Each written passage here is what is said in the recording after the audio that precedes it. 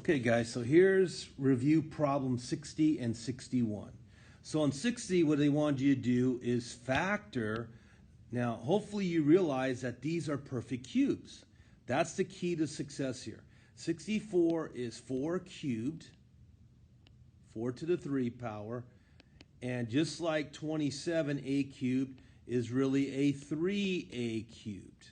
So the key thing is to recognize that 64 is 4 to the 3 and 27a3 is 3a to the 3. Now that we know they're perfect cubes, there is a formula that you need to have memorized, okay?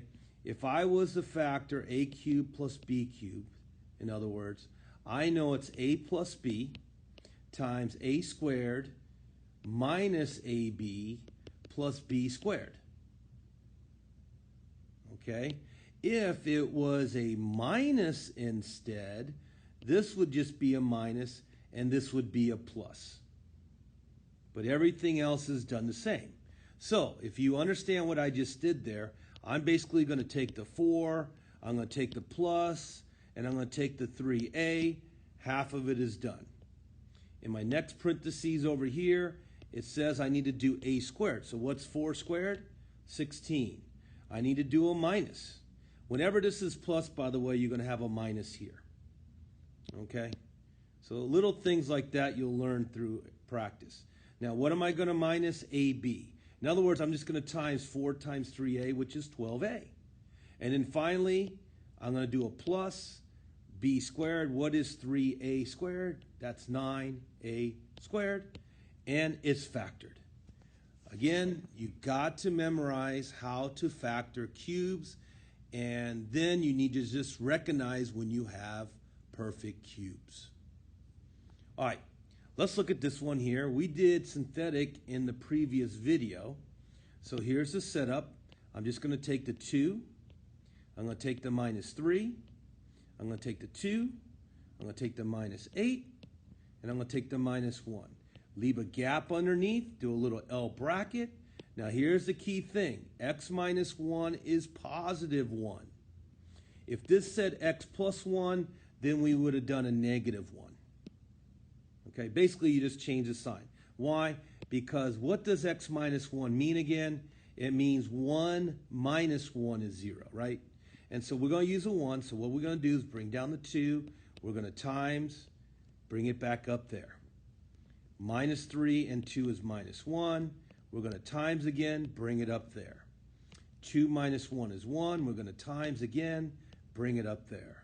Negative 8 plus 1 is negative 7. We're going to times one more time. Negative 7 goes up there. And negative 1 and negative 7 is negative 8. Okay, so what is this negative 8? This is our remainder. Okay, so if we wanted to convert this to actual division problem, we would simply do this.